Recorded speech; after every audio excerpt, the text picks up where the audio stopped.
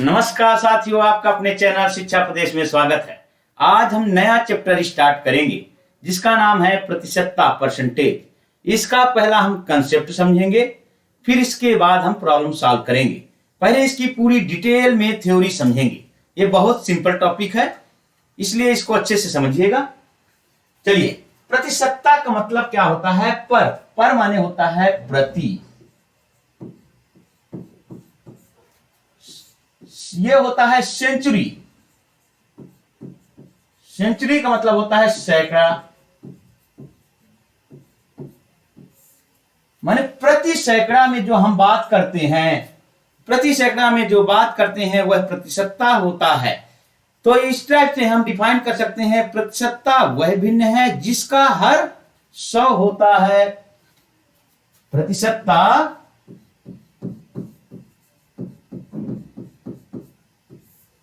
वह भिन्न है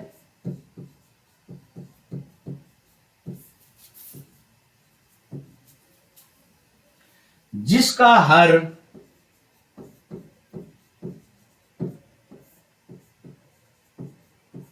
100 होता है। हर मतलब डिनोमिनेटर।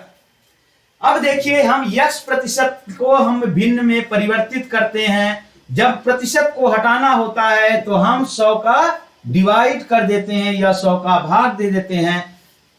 यदि हम प्रतिशतता है, प्रतिशत में परसेंटेज में दिया गया है, यदि उसका हम परसेंटेज हटाना चाहते हैं तो 100 का डिवाइड करते हैं, मतलब भाग देते हैं। यदि कोई भिन्न दी गई है, उसको प्रतिशतता में बदलना है तो 100 का 100 का गुणा कर देते हैं। ये चेंज हो गया प्रतिशतता में। 5 दूनी 20, 5 दूनी 10, 0 तो 20 दूनी 40%। एक सबसे महत्वपूर्ण चीज है, यदि आपको कोई चीज परसेंटेज में दी हुई है, यदि आप उसको भिन्न में बदलते हैं, जैसे हम एक एग्जांपल लेते हैं,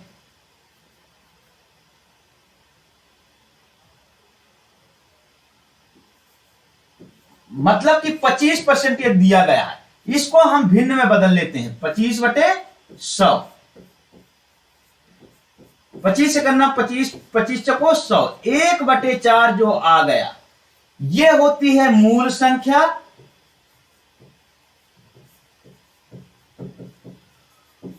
अब ये संख्या जो न्यूमरेटर में आती है, जिसको अंश बोलते हैं, ये वृद्धि या कमी को बताती है।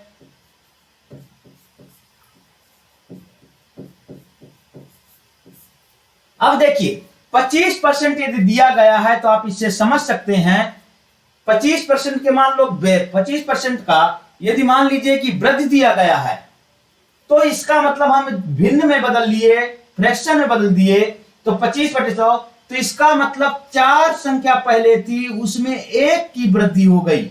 ये बताता है कि 25% की वृद्धि का मतलब है, यदि हम भिन्न में बदल लेते हैं तो बड़े आसानी से हर प्रॉब्लम सॉल्व हो जाती है।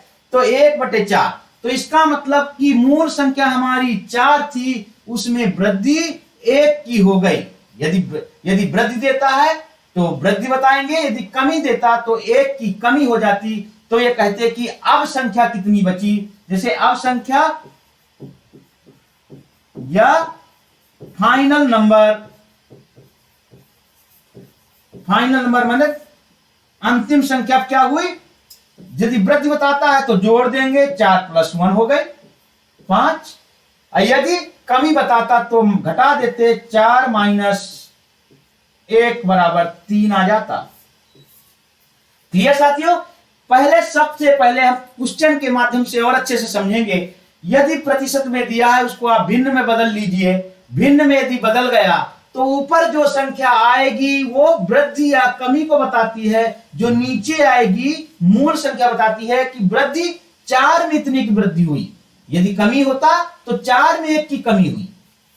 ठीक है साथियों, देखिए फिर मैं बता दे रहा हूं कि यदि प्रतिशत में दिया है, परसेंटेज में दिया गया है, प्रतिशत को हटाना है तो 100 का भाग दे देते हैं।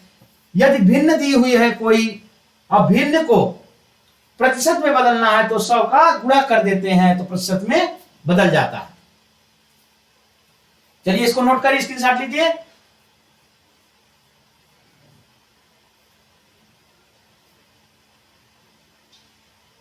चलिए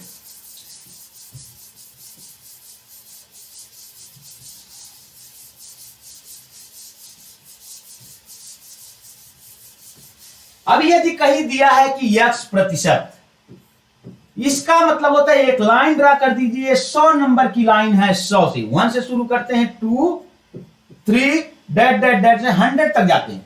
तो इसका मतलब ये 100 कोई भाग है, चाहे जहां का हो, यहां का भी हो सकता है, यहां का, ये x कोई भाग है इसका 100 का। तो इसीलिए इसको लिख देते हैं x/100।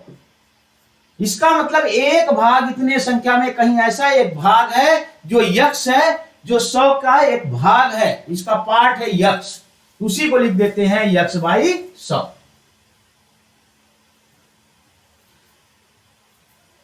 यह साथियों धीरे धीरे आप ध्यान देते जाइएगा। चलिए अगला हम यदि करते हैं, यदि कहीं ऐसा संख्या दी गई होती है कि 10% की हर में 10% की वृद्धि या कमी बताए, कहीं बताए, तो एक ही फार्मूला पूरे परसेंटेज प्रॉफिट एंड लॉस में, लाभ और हानि में एक ही फार्मूला यूज करना है। मूल संख्या या कुल राशि, मूल संख्या कुछ नहीं मानिए, ब्रैकेट में 100 प्लस, यदि वृद्धि बताएगा तो प्लस लगाना है, यदि कमी बताए तो यहां हानि लिख देना है। तो एक साथ में ले ले रहा हूं। अब आई जितने की वृद्धि या कमी हुई, मान लीजिए हम x% की मानते, x ले लीजिए तो सबके लिए लागू हो जाएगा। यदि x% की वृद्धि या कमी है तो आप इसको लिख दीजिए x/100। ये फार्मूला पूरे परसेंटेज में ऐसे ही इसी फार्मूले का यूज करना है। यदि वृद्धि होगी तो इसको करना है, यदि हानि होगी तो निगेटिव लेना है, माइनस लेना है, ऋण लेना है। हर में इसी का यूज करना है।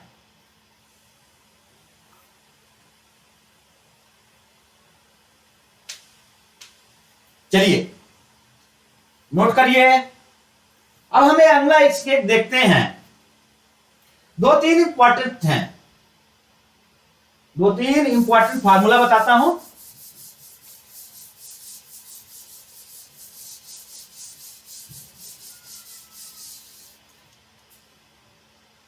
नोट करिए, 4-5 फार्मूले इंपॉर्टेंट है। यदि ए का मान बी से R% अधिक है तो बी का मान ए से कितना प्रतिशत कम है। यदि ए का मान बी से R% अधिक है तो बी का मान ए से कितना प्रतिशत कम है। तो ये फार्मूला लग जाता है R/100 प्लस R, इसको ब्रैकेट में लिखिए मल्टीप्लाई 100, ये हो जाएगा प्रतिशत। ये फार्मूला हर जगह यूज करेंगे। यदि ए का मान बी से R% अधिक है तो बी का मान ए से कितना प्रतिशत कम है। तो R/100 प्लस R मल्टीप्लाई 100। यदि अब इसी में कहता ए का मान बी से R%, यहां केवल कम कह देता कि R% कम है, तो बी का मान ए से कितने प्रतिशत अधिक है। यह फार्मूला जब अधिक दिया था तो कम के लिए है। यदि R% कम है तो बी का मान यहां पे आ जाता, बी का मान ए से कितने प्रतिशत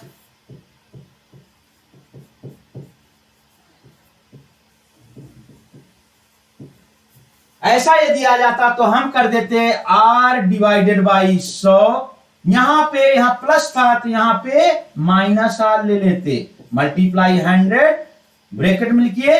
ये प्रतिशत में आता। देखिए दोनों एक दूसरे पर निर्भर हैं, एक तरह के दोनों हैं। यदि ए का मान बी से 8% अधिक है तो बी का मान ए से कितना प्रतिशत कम है। यदि कितना प्रतिशत आर अधिक बताए फिर कितना प्रतिशत कम पूछे तो r divide by 100 plus r multiply 100 करते हैं। यदि ये पूछे ए का मान बी से 8% कम है, चलिए पूरा लिख देता हूं। यदि ए का मान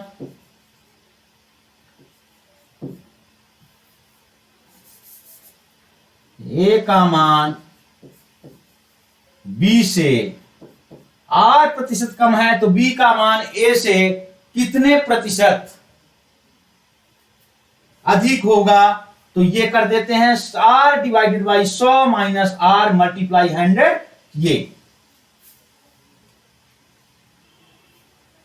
क्लियर साथियों। चलिए स्क्रीनशॉट लीजिए। 4-5 इंपॉर्टेंट फार्मूले हैं, उनको नोट कर लीजिए। चलिए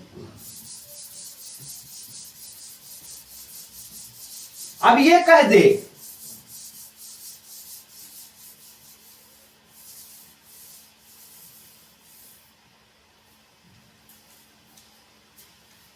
अब देखिए डेली यूज का एक है, इसको कैसे यूज करेंगे।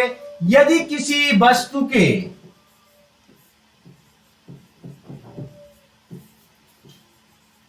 के भाव में 8% की वृद्धि हो जाती है,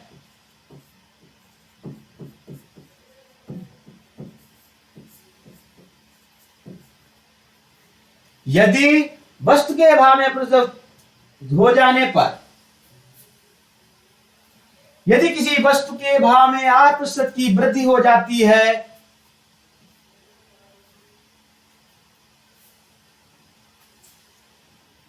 तो इस मद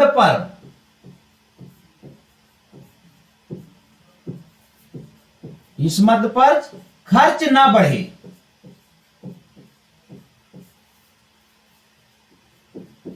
तो खपत कितने प्रतिशत कम करना पड़ेगा, कितने प्रतिशत कम करना पड़ेगा। देखिए मैं एग्जांपल का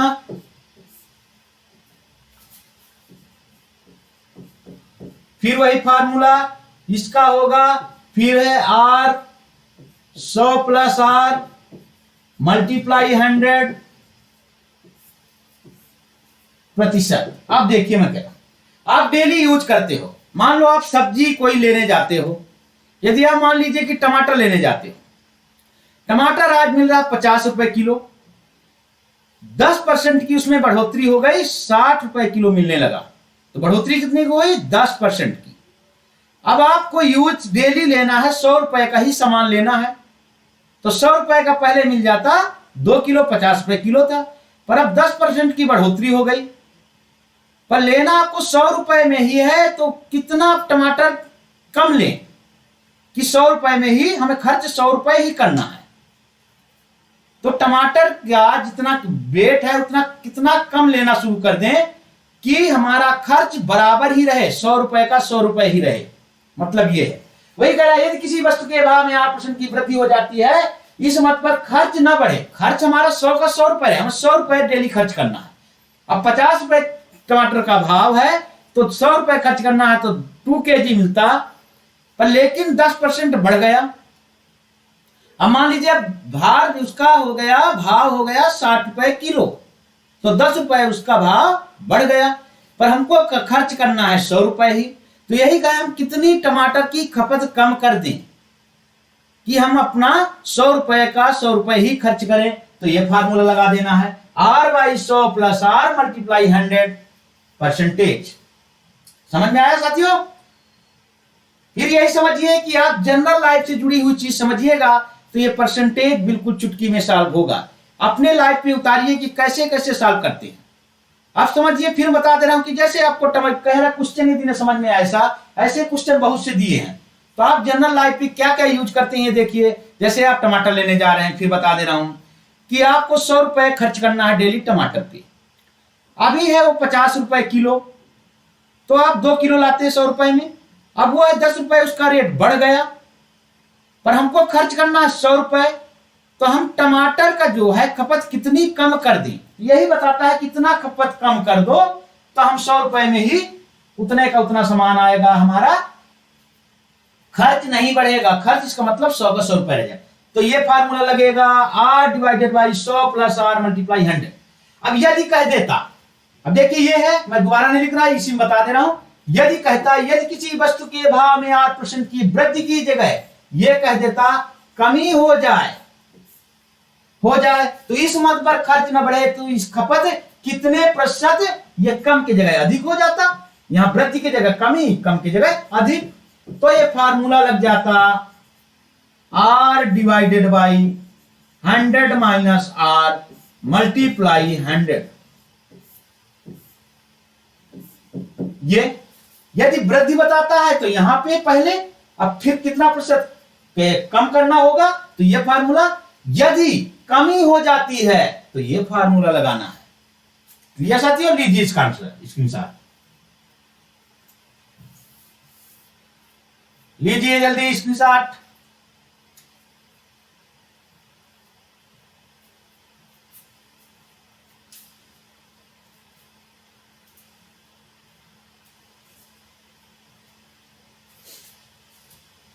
चलिए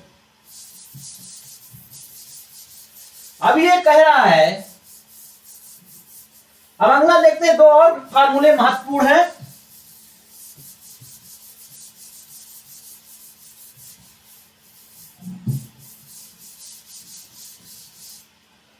यदि कहे, नोट करिए, यदि कहे यदि किसी शहर की जनसंख्या, यदि किसी शहर की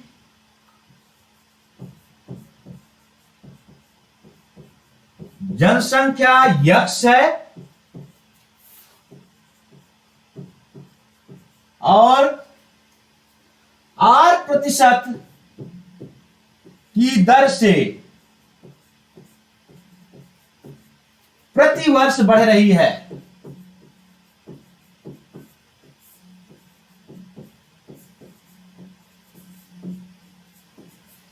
यह कह रहा है कि यदि किसी शहर की जनसंख्या x है और R% की दर से बढ़ रही है, तो n ईयर्स n साल के बाद जनसंख्या क्या होगी, जनसंख्या क्या होगी।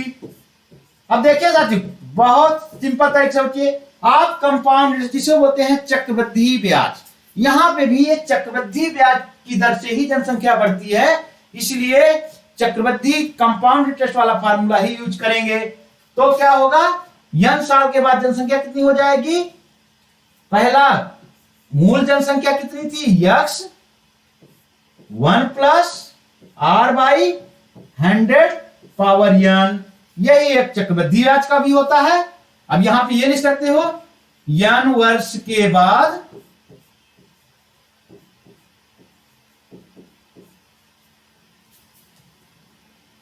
जनसंख्या।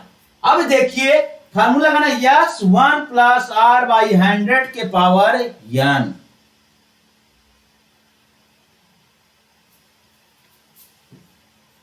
ये साथियों, अब देखिए यदि किसी शहर की जनसंख्या x है, मान लीजिए कि दिल्ली की जनसंख्या इस समय है 1 करोड़, अब उसमें कहा जाता है 5% प्रति वर्ष बढ़ती है, तो कहा जाए कि n वर्ष लेते हैं तो हम जनरल ले लेंगे संख्या, 5 साल के बाद जनसंख्या क्या होगी, तो यही फार्मूला हम लगा देंगे। ये किसी भी शहर के लिए भी अप्लाई होगा।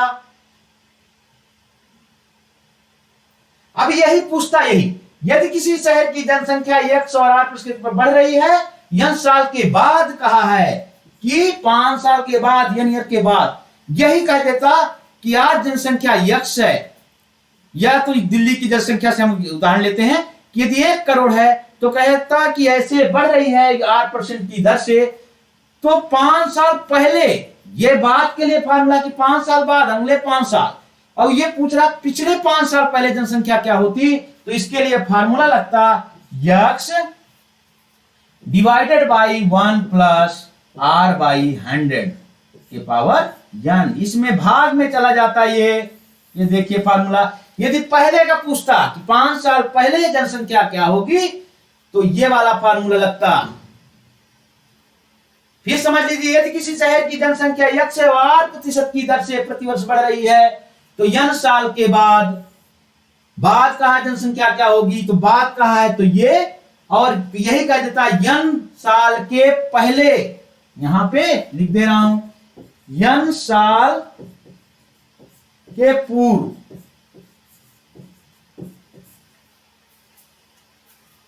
समझिए साथियों, पॉपुलेशन दी गई है यक्स, रेट दिया गया है आर परसेंटेज, और ईयर दिया गया है n। तो n साल के बाद जनसंख्या का ये, n साल के पूर्व पूछ ले तो ये फार्मूला लगेगा। नोट करिए।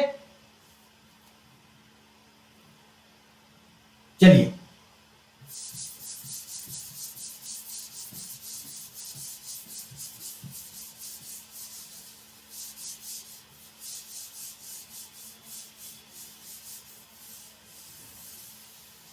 हाँ, यदि कह दे एक और फार्मूला है, इसको भी नोट करिएगा। कोई मशीन है या कोई वस्तु है, जैसे आप बाइक लाए तो उसका रेट घटता है, अवमूल्यन होता है।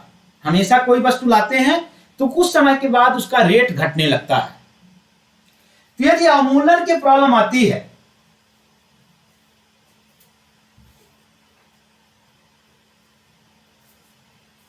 अब इसी टाइप से है कि वस्तु का मूल्य यक्स रुपए है और उसका अवमूल्यन 8% के रेट से घट रहा है।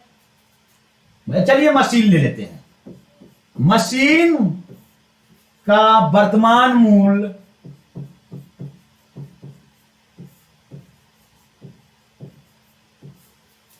यक्स रुपए है तथा इसका अवमूल्यन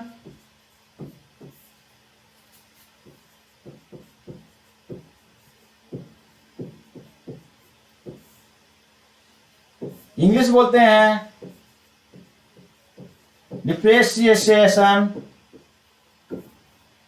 अवमूल्यन आर यक्स रुपए है तथा इसका अवमूल्यन 8% रेट से 8% की दर से घट रहा है। 8% की दर से घट रहा है। तो n वर्ष बाद इसका मूल्य क्या होगा।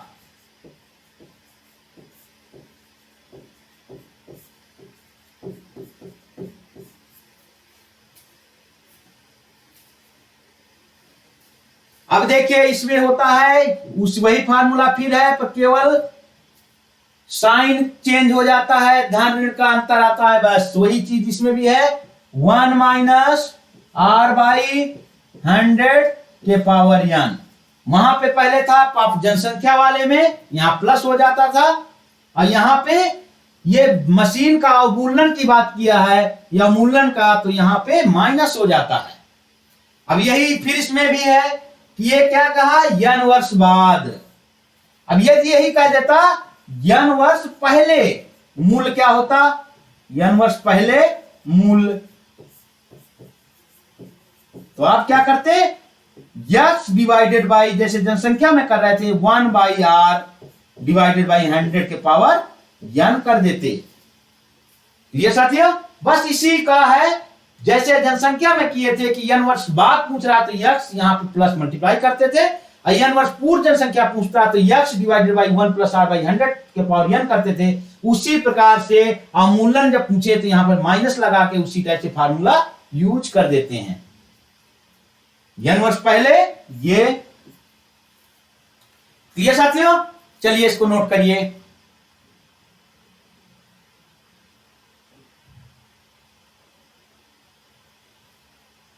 चलिए स्क्रीनशॉट लीजिए। चलिए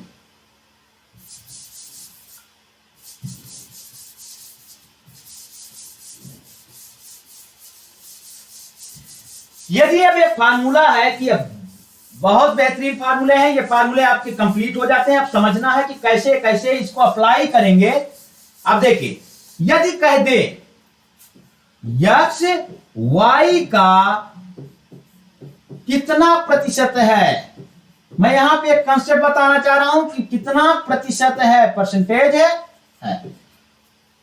किसके रिस्पेक्ट में, ये हमेशा ध्यान दीजिए, जिसके रिस्पेक्ट में कहा जाता है उसका भाग दिया जाता है। तो यक्स किसके रिस्पेक्ट में, यक्स वाई का, वाई के रिस्पेक्ट में कह रहा है, तो हम लिखेंगे x by y multiply 100। Clear साथियों? यक्स वाई का के की लगा हो तो उसका नीचे भाग दे देते हैं, याद रखने की ट्रिक है ये।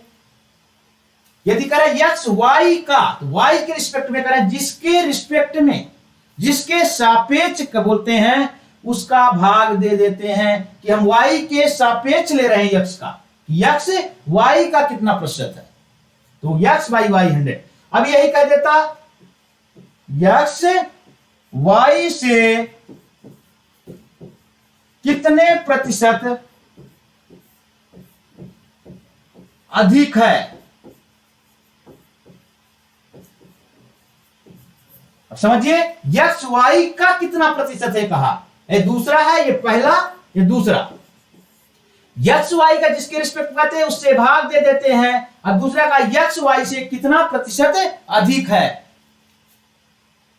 समझिए सर, तो क्या कहा, जिसके रिस्पेक्ट में गए उसी का भाग देते हैं, यक्स वाई से कितने प्रतिशत अधिक है, तो वाई का डिवाइड करेंगे। अधिक की बात किया तो यक्स बड़ा है वाई से, तो इसका मतलब यक्स माइनस वाई, क्योंकि अधिक तो तभी होगा, डिवाइडेड बाई वाई के रिस्पेक्ट में है तो वाई का डिवाइड करेंगे, मल्टीप्लाई 100।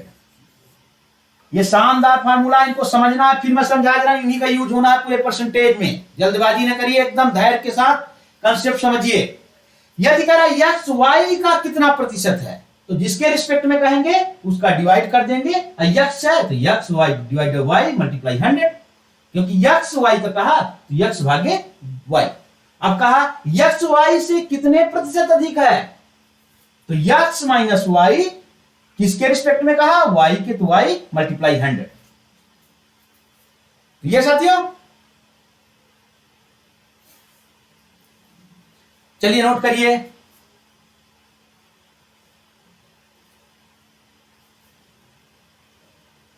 चलिए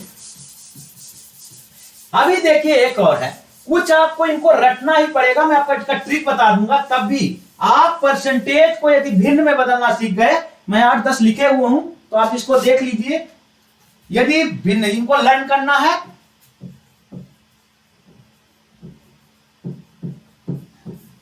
फिर परसेंटेज का कैसा भी प्रॉब्लम आए थोड़ा सा प्रैक्टिस कर लो। प्रॉफिट एंड लॉस दोनों में महत्वपूर्ण भूमिका है इसकी। जैसे आपको कह दिया जाए 33 सही 1/3 प्रतिशत में बदलना है, तो इसका हो जाएगा 1/3 भिन्न में। अब कैसे करते हैं, ऐसे भी कर सकते थे डायरेक्ट, 33 3 त्रिकोण 3 त्रिकोण +1, तो 100/3 हो गया, और प्रतिशत में है तो 100 का डिवाइड हो जाता है, 100 1/3। तो ये चीजें कंसेप्ट भी समझ सकते हैं, पर इनको रटना इसलिए जरूरी है। फिर मैं बताया, यदि आप कुछ ही प्रतिशत का भिन्न में बदल देते हो, तो नीचे की संख्या, ओरिजिनल संख्या, जिसको वास्तविक नंबर बोलते हैं, ओरिजिनल नंबर होता है वास्तविक,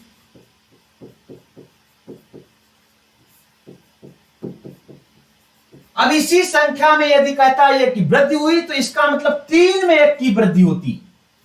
यदि कमी वो कहता कि इतने की, तो 3 में 1 की कमी होती। तो आपको कहते हैं अंतिम संख्या क्या हो जाती, अंतिम संख्या के लिए इसमें यदि वृद्धि कहता तो जोड़ देंगे ऊपर वाले को, यदि कमी कहता है तो 3 में 1 को घटा देंगे। अंतिम संख्या वास्तविक संख्या, इसको या प्रारंभिक संख्या भी बोलते हैं।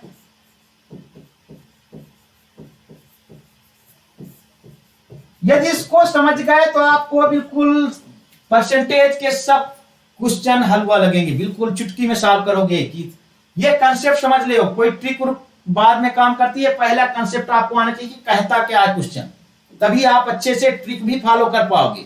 इसके बाद मैं ट्रिक बताता हूं। पहले तो कंसेप्ट समझिए, ये हो गया। चलिए मैं अब लिख लेता हूं, ऐसे में एक बता दिया आपको कि ऐसे निकालना है। यदि भिन्न में बदल लिए तो नीचे वाली ओरिजिनल नंबर या प्रारंभिक संख्या आ गई, वास्तविक तो अंतिम संख्या हो जाती है, ये वाली है। ये बताता ऊपर वृद्धि या कमी। अब देखिए वृद्धि कितने हो रही है, 3 में, जो नीचे है डिनोमिनेटर जिसको हर बोलते हैं, इसी में वृद्धि या कमी होगी। क्लियर साथियों? चलिए अंतिम संख्या तो क्या करोगे, प्रारंभिक संख्या जिसको कहते हैं वास्तविक संख्या, प्रारंभिक संख्या नीचे वाली प्रारंभिक संख्या, नोट कर लीजिए, सब लिखना जरूरी नहीं है, प्लस वृद्धि या कमी, वृद्धि या कमी। अब देखिए वृद्धि कहेगा तो प्लस, कमी कहेगा तो यहां निगेटिव, दोनों एक साथ। ये है इसका वास्तविकता। अब इसका यूज करके आपको कहीं आए तुरंत भिन्न में बदलिए तो आपका बुरा भाग ज्यादा नहीं करना। भिन्न में यदि बदल लिए, फ्रैक्शन में बदल लिए, तो कैसा भी क्वेश्चन है आप तुरंत सॉल्व करोगे। चलिए अभी मैं 10-20 लिखवा देता हूं, लर्न करिए। एक का मेथड बता दिया कि ऐसे ऐसे निकालते हैं, और मैं अभी आपको लिखवा दे रहा हूं, लर्न कर लीजिएगा। चलिए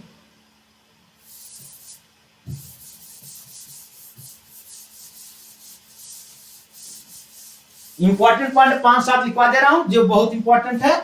अब जैसे 16 सही 2/3 आ जा प्रतिशत, तो आप तुरंत भिन्न में क्या बदलोगे, इसको चाहे रट लीजिएगा चाहे जो करिएगा, 1/6 दूसरा हो गया। तीसरा हो जाएगा 14 सही 2/7 प्रतिशत आ जाए कहीं, तो आप भिन्न में तुरंत बदलिएगा, 1/7 हो गया। चौथा ऐसे 37 सही 1/2 आ जाए प्रतिशत में, तो इसको 3/8 हो जाएगा। पांचवा 87 सही 1/2 आ जाए प्रतिशत में, तो इसका हो जाएगा 7/8। जो मेथड बताया उसी से है करना है। पहले इसमें गुणा करते हैं, इसको जोड़ देते हैं, भिन्न में बदलते हैं, प्रतिशत है तो 100 का भाग दे देते हैं, तो इसका गुणा भाग जोड़ करके ये नंबर आ जाएंगे। ठीक है, और नोट कर लीजिए कुछ। 11 सही 1/9 प्रतिशत आ जाए, तो इसको हम भिन्न में बदलेंगे तो 1/9 आ जाएगा। 9 सही 1/11 आ जाए इसको प्रतिशत में, तो भिन्न में बदलेंगे तो 1/11 आ जाएगा। 8 सही 1/3 प्रतिशत में आ जाए, तो इसको भिन्न में बदलेंगे तो 1/12 आ जाएगा। और 7 सही 1/7 आ जाए प्रतिशत में, इसको भिन्न में बदलेंगे तो 1/14 आ जाएगा। साथियों आपके लगभग क्वेश्चन इसमें निकल जाएंगे। और एक और है, एक दो नोट कर लीजिए, स्क्रीनशॉट लीजिए, आपको हमेशा याद रहेगा। 6 सही 2/3 प्रतिशत में दे दे तो आपको इसको करना है तो 1/15 आ जाएगा। 62 सही 1/2 प्रतिशत में दिया हो, 5/8 आ जाएगा। 66 सही 2/3 प्रतिशत में दिया हो, तो ये आ जाएगा 2/3। नोट करिए।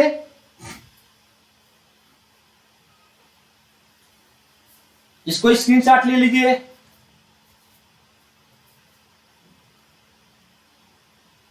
इसको याद जरूर कर लीजिएगा।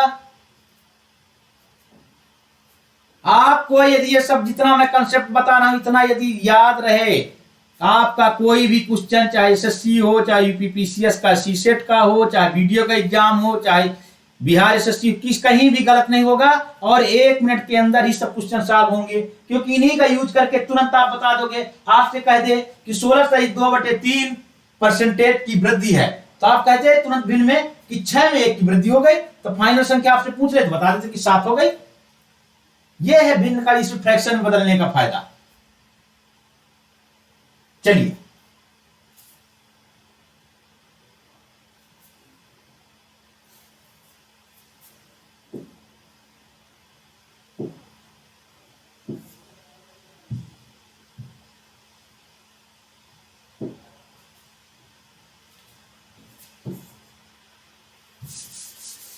अब देखिए, अब हम क्वेश्चन अब देखते हैं, क्वेश्चन सॉल्व करेंगे।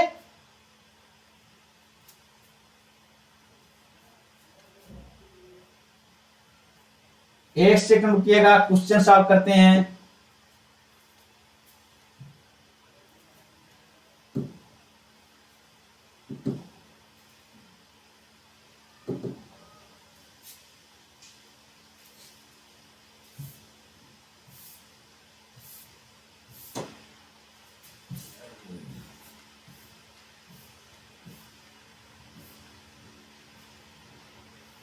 जितने क्वेश्चन लिए गए हैं, हर टाइप के क्वेश्चन लिए गए हैं, अब बहुत ही महत्वपूर्ण क्वेश्चन है, इनको अच्छे समझने की कोशिश करिएगा।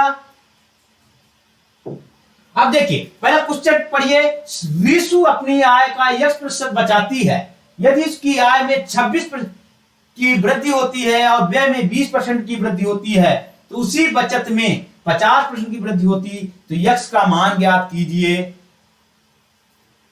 देखिए, ये जितना हमारा प्रॉफिट एंड लॉस परसेंटेज है, हमारे डेली जीवनचर्या में घटती है कोई घटना। अब हम कोई भी सामान लेते हैं कि ऋषि अपनी आय का x% बचाता है, हम कहें कि यार हम अपनी जितनी आय होती है महीने की 10,000, 20,000, 1,00,000, हम कहेंगे x% बचाते हैं, या उसकी आय में और आय में पर महीने 26% की वृद्धि हो जाती है और व्यय में खर्च हमारा 20% की वृद्धि होती है, तो उसी बचत में 50% की वृद्धि होती है, तो यक्स का मान ज्ञात करिए। अब देखिए, मानिए कि शिशु अपनी आय का x%, तो मैं मान लेता हूं कि 100 रुपए हमारी आय है। सॉल्व करने के लिए क्वेश्चन हम केवल हमेशा 100 इसलिए मानिए कि 100 से संख्या यदि मानते हैं तो काटने में सुविधा होती है, इसलिए 100 मानते हैं। नहीं, वैसे हमें चर राशि मानना चाहिए या XYZ, पर सुविधाजनक के लिए हम 100 मान लेते हैं।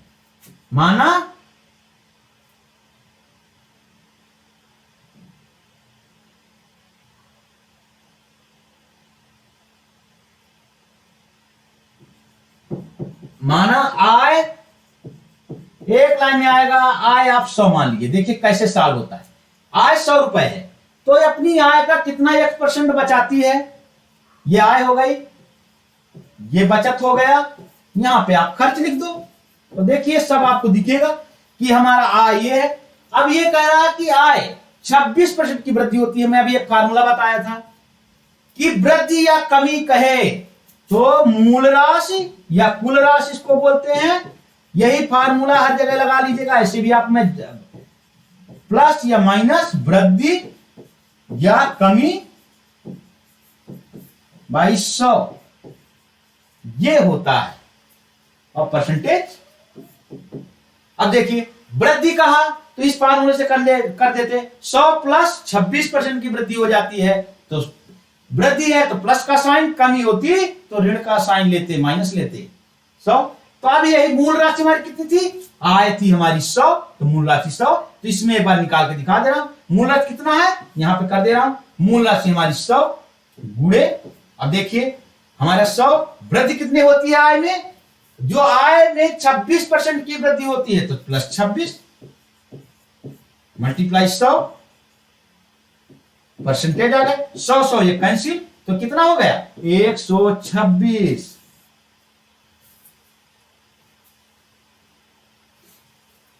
चलिए क्लियर। बस इसी से केवल करना है कि वृद्धि, और ऐसे आप एक बार प्रैक्टिस हो गई तो आपका ये मेथड लगाने की जरूरत नहीं पड़ेगी। ये फार्मूला डायरेक्ट आप करोगे कि 100 में 26% की वृद्धि हो गई, तो कितना हो गया, 126। तो अब ये है 100 थी, अब कितना हो गया, 126% की वृद्धि होने के बाद 126 हो गई आय। अब देखिए, बचत पहले कितनी थी, अपनी आय का x% बचाती थी 100 में, तो खर्च कितना हुआ, आय माइनस बचत। बचत हमारा 100 रुपए मेरी आय है, बचत में 30 रुपए कर रहा हूं, तो खर्च कितना गया, 100 माइनस 30 बराबर खर्च 70 रुपए आ गया, तो 100 माइनस x हो गया। अब देखिए, अब ये कहा 26% वृद्धि हो गई, 126 आ गए। अब इसमें बचत कितनी है, देखिए यदि व्यय में 20% की वृद्धि होती है, तो उसकी बचत में कितनी परसेंट की वृद्धि, 50% की वृद्धि हो गई। अब देखिए, यक्ष में 50% की वृद्धि करो तो क्या करोगे, वही फार्मूला फिर, x1 100 प्लस, अब देखिए 50 डिवाइडेड बाई 100, तो ये हो जाएगा। जिसको थोड़ा बुरा भाग में है प्रॉब्लम उनके लिए करता हूं ना, ये करने की जरूरत नहीं, डायरेक्ट आप कर देते कि 1.01 कट गया, 1.5x आ गया। देखिए 50% की वृद्धि करने के बाद 1.5x, इतनी बचत हो गई। अब देखिए बचत भी बढ़ गई।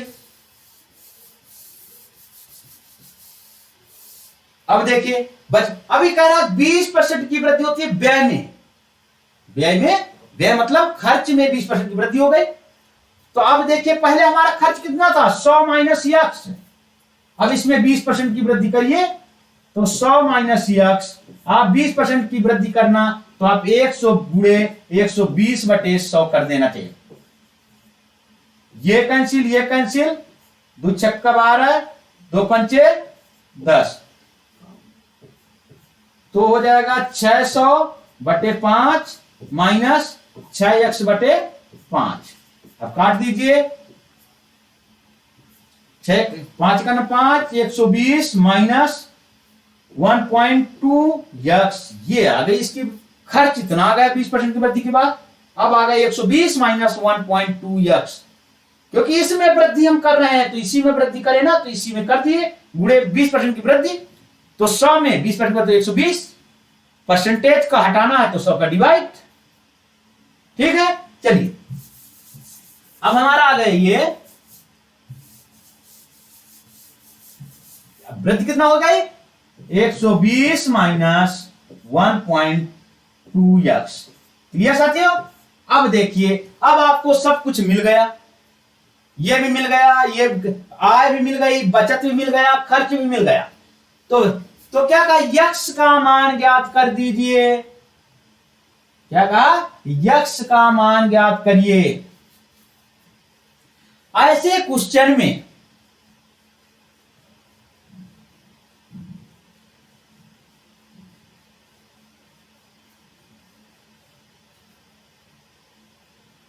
नोट करिए। अब देखिए कोई भी एक लीजिए, चाहे इसको नोट कर लिए, चाहे इसको नोट कर दीजिए। अब देखिए, अब फार्मूला कुछ नहीं होता, बस यह है आय माइनस बचत बराबर खर्च। तो आप पढ़े ना, यही तो जानते हैं कि आप 100 रुपए कमाते हैं, 30 रुपए खर्च कर देते हैं, 70 रुपए खर्च करते हैं, 30 रुपए की बचत हो गई। या उल्टा कह दो कि 100 रुपए कमाते हैं, 30 रुपए की बचत होती है, तो खर्च हमारा 70 रुपए। तो अब इसमें देखिए ये आय हमारी कितनी थी, 126, इसी कर दीजिए, रख देना कि और कोई है नहीं। हमारी बचत कितना है, 1.5x, खर्च कितना है, 120 माइनस 1.2x। क्लियर साथियों, इसको सॉल्व कर लेना है। अब देखिए 120 इधर आ जाए, 26 में 120 गए, अब यहां पर कर दे रहा हूं, 126 में 120 का इधर आएगा, निगेटिव आ जाएगा, क्या मैं चलिए आगे कर दूं, कंफ्यूज ना होइए। 126 माइनस 120, और उधर 1.5 को उधर ले जाओगे तो माइनस 1.2x प्लस 1.5x। अब 1.5 में 1.2 जाएगा तो बच जाएगा 0.3x, ये बच जाएगा 6। क्लियर साथियों। देखिए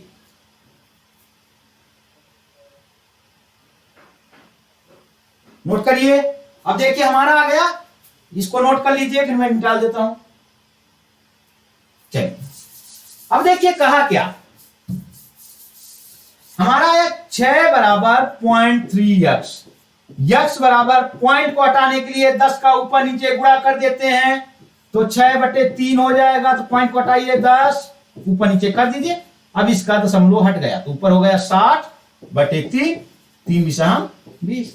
तो आंसर यक्स का मान आ गया 20। देखिए आंसर इसमें सी दिया हुआ है। चलिए इसको नोट करिए, यहां करिए।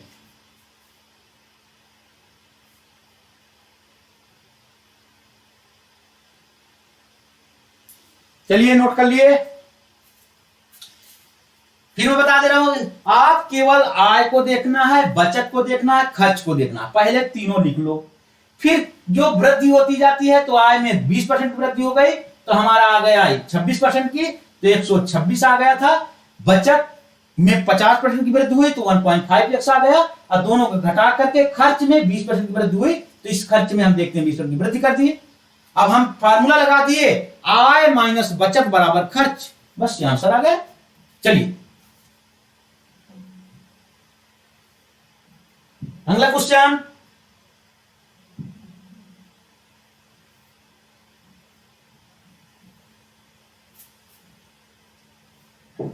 अगला क्वेश्चन कहता है ए और बी का मासिक वेतन समान है। देखिए वो कहा दो आदमी ऐसे हैं ए और बी जिसका मासिक वेतन मंथली पेमेंट समान है। ए बी और सी मासिक वेतन का क्रमशः 10% ए करता है, बी 8% और सी 9% किसी ट्रस्ट में दान कर देते हैं। कोई ट्रस्ट में, किसी एनजीओ में, किसी मंदिर में, किसी मस्जिद में कहीं दान कर देते हैं। ए और बी के दान के बीच का अंतर रुपए 400 है। ए और बी जो दान करते हैं उनके बीच का जो अंतर है वो 400 रुपए है।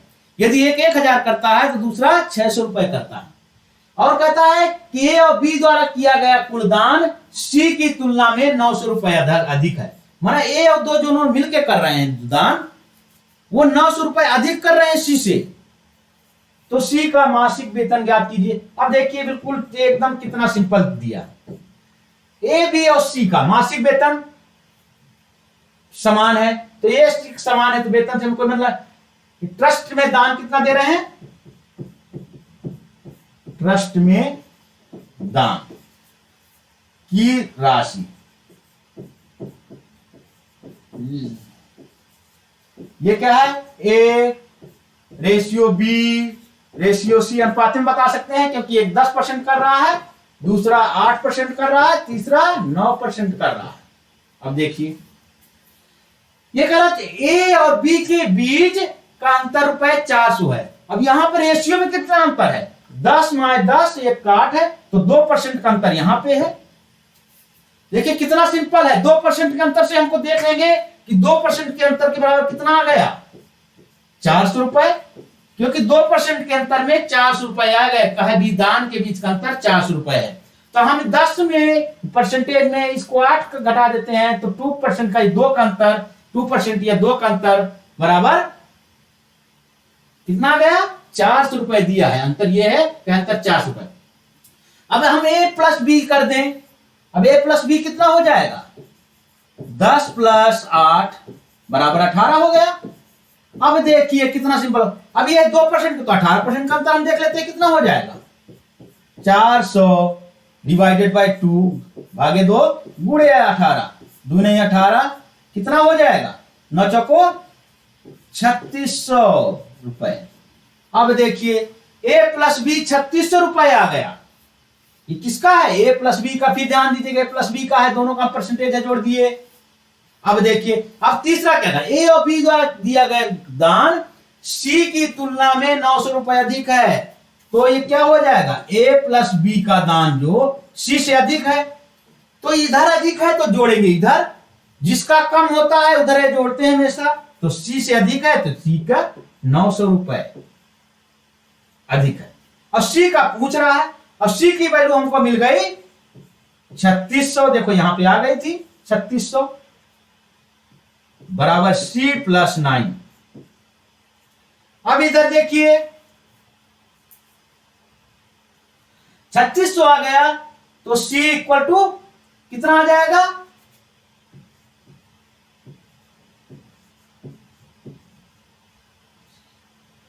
3600 माइनस 900। अब देखिए इधर आ जाएगा 2700। अब देखिए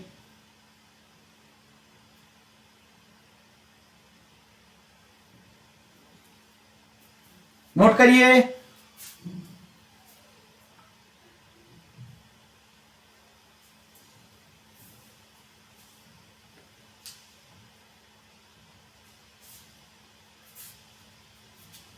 अब देखिए 900 सी की वैल्यू आ गई 2700, नोट करो। चलिए अब ये क्लियर 27, पर ये कितने के बराबर आया 2700, 9% ये दिया हुआ है, 9% के बराबर दिया है। अब हमको चाहिए 100% में सी कितना है। चलिए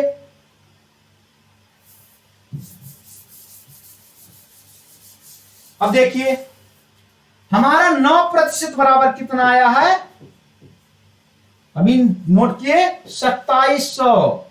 तो हमको चाहिए कितने में, 100% में। तो 2700 डिवाइडेड बाई 9 मल्टीप्लाई 100, तो नतिया 27, 300 डिवाइडेड बाई 30,000। तो सी का मासिक वेतन कितना है, 30,000 रुपए। ये है 30,000 रुपए इसका सी का मासिक वेतन आ गया। क्लियर साथियों, फिर मैं रिपीट कर दे रहा हूं, ए बी सी का दिया है, इतना परसेंट दान करते हैं, कहता है ए और बी के बीच का जो अंतर है 400 रुपए है। तो ए 10 करता है, बी करता है 8, तो दोनों का परसेंटेज का अंतर है 2%, 2% के बराबर दे दिया कि 400 है। तो मैं कह रहा हूं कि अभी ए प्लस बी का हम निकाल लें, 10 + 18, 10 8 18 18, तो 18% के बराबर आ गया हमारा 3600। फिर ये को थर्ड कर रहा है कि ए और बी के दान के बीच का अंतर रुपये तुलना में रुपए 900 अधिक है सी के दान की तुलना में ए प्लस बी का, तो हम ए प्लस बी सी की तरफ जोड़ दिए, तो सी का मान आ गया 2700। और ये आया 2700 कितना है, ये जो दान कर रहा था 9% का, पर ये कह रहा सी का परसेंट इसमें नहीं पूछा, ये टोटल वेतन पूछा है। और ये आया था हमारा केवल जो दान कर रहा वो आया था 27 रुपए दान कर रहा सी 27 रुपए दान कर रहा था, कुल वेतन था 30,000 रुपए। हम निकाल दिए 100 में, 2700 बटे 9 बोले 100, 30,000 रुपए। चलिए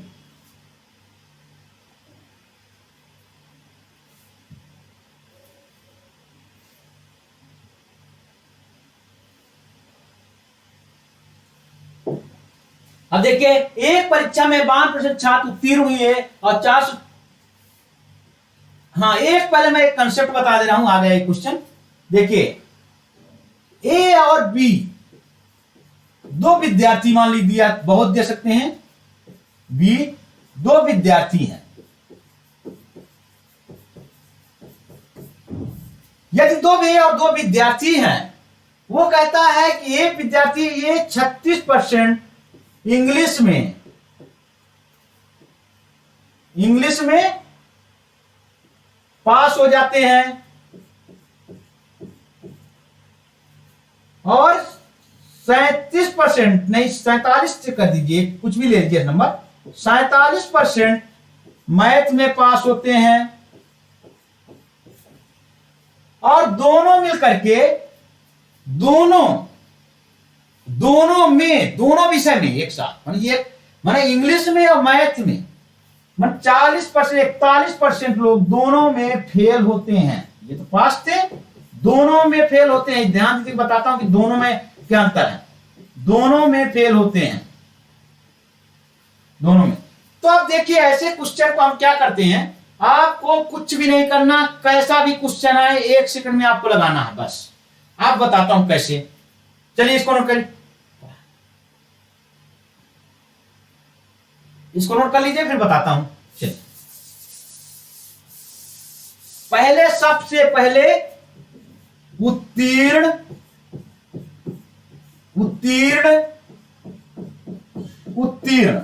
तीनों उत्तीर्ण में ही लीजिएगा, या अनुत्तीर्ण फेल को एक लीजिएगा। ऐसा कभी ना करिएगा एक उत्तीर्ण एक अनुत्तीर्ण लीजिएगा। अनुत्तीर्ण मतलब फेल। चलिए मैं फेल लिख दे रहा हूं बार बार में, फेल। अब देखिए फार्मूला है n a union b, n a plus n b minus n a intersection b. इसका मतलब है कि दोनों विषय में फेल होता है। मतलब सब फेल की बात किया तो दोनों विषय में फेल हुआ। अब देखिए फिगर से भी समझ सकते हैं, ये है जो इंटरसेक्शन ये दिया है, दोनों को जो कट कर रहा है इसी को बोलते हैं एन ए इंटरसेक्शन बी। ये जो पूरा ब्रैकेट है, ये पूरा का पूरा ब्रैकेट है, ये हो गया एन ए। ये जो पूरा ब्रैकेट दिख रहा है ये हो गया एन बी।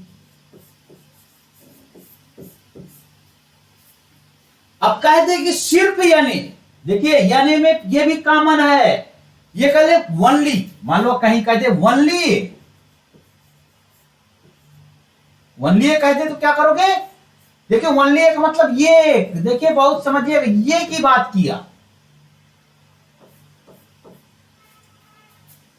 वनली का मतलब यहां की बात की, इसकी बात नहीं किया। तो ये यानी ए पूरा था, तो यान ए माइनस, जब वनली ए कह दे तो यान ए इंटरसेक्शन बी कर देंगे। क्लियर साथियों?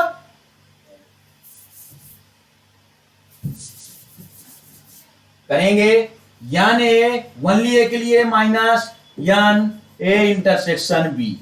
देखिए वनली ए पूछे तो इसको करना है, यानी ये यानी दिया है, इसका मतलब ये पूरा है, समझिए बात को, ये पूरा है।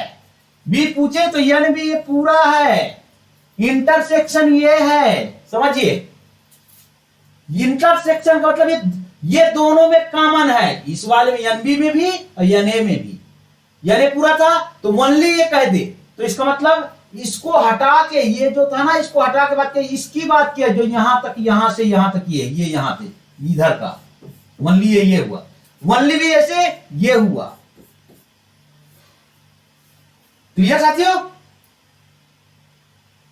चलिए आपको जैसा क्वेश्चन आ जाए एक साथ लोगे उत्तीर्ण, यानी को भी उत्तीर्ण, उत्तीर्ण तीनों, जैसे यानी को भी उत्तीर्ण, यन बी को भी उत्तीर्ण, यन इंटरसेक्शन बी को भी उत्तीर्ण, चाहे जैसा क्वेश्चन आए, फिर मैं अभी इसके साथ करा दूंगा बहुत क्वेश्चन, मैं अभी एक समझने के लिए बताया सब।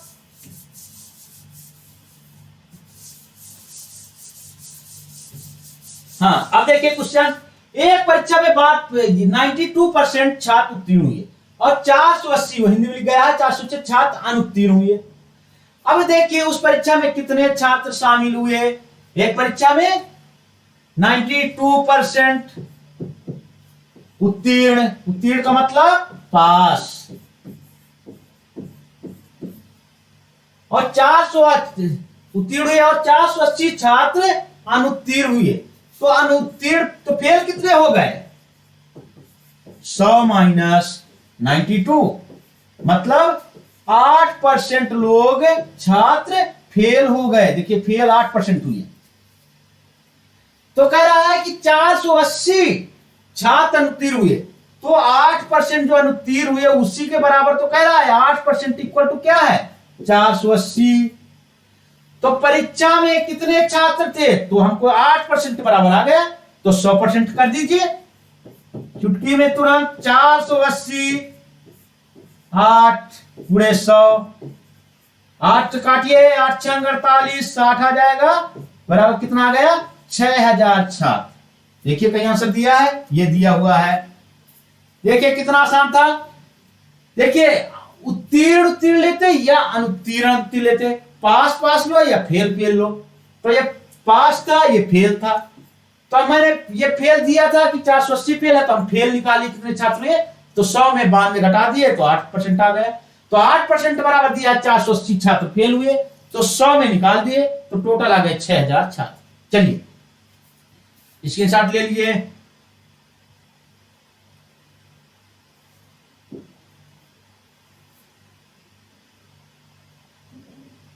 ये कह रहा है कि एक नया बेल, ये तो और अच्छा क्वेश्चन है।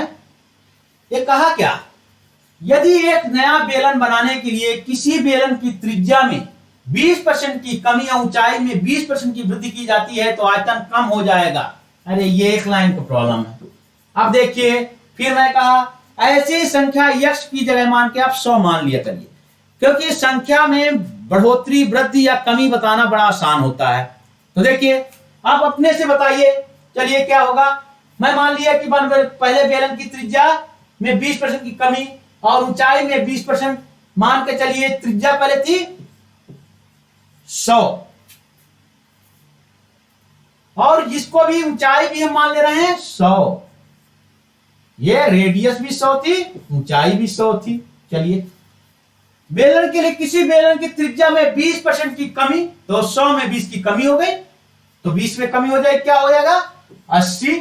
अब 20% की इसमें ऊंचाई में वृद्धि, तो 100 प्लस 20 तो 120 हो गया। यदि जिसको समझ में ना आता हो कि वृद्धि वश कैसे करते हैं, तो मैं बताया था यक्स 100 प्लस ये मूल राशि, अब यक्स मान लो, वाई मान लो, कोई होती जो कुछ भी होती, प्लस माइनस यक्स बाई 100 होती है। अब इसको इसी से है रख के निकाल सकते हैं इस फार्मूले से।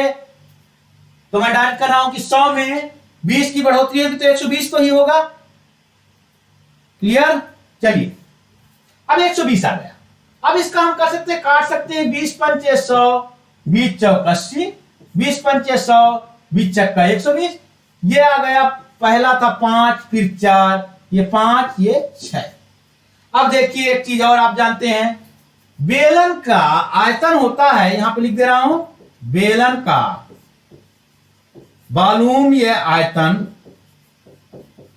पाई वाई से मतलब नहीं, हमें कोई रेशियो निकालना तो कुछ नहीं, पाई आर स्क्वायर एच होता है, पर इससे कोई मतलब नहीं, हम केवल आर स्क्वायर एच लेंगे। ठीक, तो इसका आर स्क्वायर एच क्या हो जाएगा, हम इसका ले लेंगे, इसका आर ये है, एच ये है, तो ये है, तो इसका आयतन निकाल लें, आयतन, इसका आयतन निकाल लें, तो 5 5 का स्क्वायर गुणे 5, 5 की ऊंचाई है, 5 त्रिज्या है, इसका क्या हो जाएगा, 4 ऊंचाई है, 4 त्रिज्या है, तो 4 स्क्वायर मल्टीप्लाई 6, क्योंकि आर स्क्वायर गुणे एच होता है, पाई आर स्क्वायर एच होता है, तो आर स्क्वायर एच लेंगे, पाई से कट जाएगा, पाई से कोई लेना देना नहीं है। रेशियो में कोई भी कांस्टेंट नंबर कट जाती है। अब देखिए 5 25, 25 गुणे 5, तो ये हो जाता है 125 आ गया इधर वाले में। ये हो जाएगा 4 चौको 16 गुणे 6, 16 छक्का 96 आ गया। अब देखिए पहले वॉल्यूम इतना था, अब वॉल्यूम इतना हो गया, पहले आयतन 125 था, अब आयतन हो गया 96। अब देखिए तो इसमें क्या हो गया, बढ़ोतरी हुई, कमी हुई। पहले आपके पास थे 200 रुपए, अब हो गए 150 रुपए, तो कमी हुई कि बढ़ोतरी, कमी हो गई। तो यही तो ये कहा कि 125 था 96, तो कमी बताया, कमी कितनी हो गई, 96 4, 29 की कमी हुई, 29 की कमी हो गई। अब देखिए कमी तो पता चल गई 29 की, तो वृद्धि तो पर प्रतिशत में पूछा, फिर मैं कह रहा हूं किसके रिस्पेक्ट में ले रहे हैं।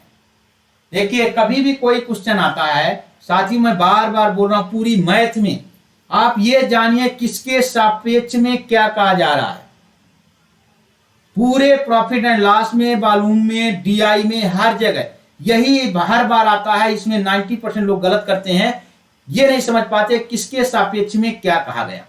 अब जाइए कमी किसके सापेक्ष आई, बाद वाली संख्या की तो आएगी नहीं, पहले वॉल्यूम था उसी में तो कमी आई, पहले वॉल्यूम था हमारा 125, अब 29 की कमी आ गई, अब 96, तो हम 96 का डिवाइड क्यों करेंगे, कमी तो बढ़ोतरी या कमी 125 में आई कमी ना, तो 125 का ही भाग देंगे। चलिए नोट कर लीजिए, जिसके रिस्पेक्ट में कहा जाता है उसी का भाग देते हैं। मैं बार बार कह रहा हूं ये बहुत कंफ्यूजिंग है, पर ये प्रैक्टिस से आप परफेक्ट हो जाएंगे, देख के बता दें। 29 की कमी आई तो प्रतिशतता में पूछा है, तो 29 डिवाइडेड बाई 125 मल्टीप्लाई 100।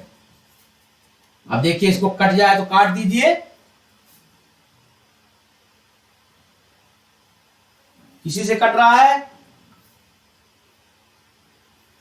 25 पंचे 25 चौको 100, 4 नहीं 36, 4 दूनी 8 3 11 बटे 5, तो आ जाएगा 5 दूनी 10, 5 3 15, 0.1 बचा, तो 5 10, इतना प्रतिशत की कमी हो गई।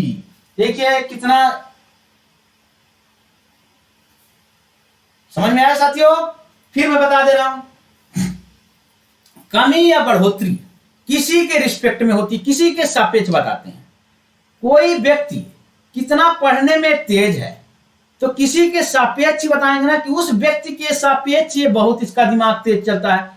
कोई दुनिया में, धरती में कोई ऐसी जो एब्सोल्यूट कोई चीज नहीं होती। हम किसी की तुलना ही किसी से करते हैं, कोई बहुत खूबसूरत है तो हम किसी से तुलना करेंगे, उसके रिस्पेक्ट में खूबसूरत है। यही बढ़ोतरी में है, किसी के रिस्पेक्ट में बढ़ा है, कमी है बढ़ोतरी हुई, तो जिसके रिस्पेक्ट में होता है उसी का भाग देते हैं। देखिए 29 की कमी हुई थी, तो 29 1 बटे 25 गुणे 100 कट के आ जाएगा 23.20। हाँ, ये है आंसर। ये साथियों ये आंसर हो गया 23.20। चलिए अगला क्वेश्चन देखते हैं।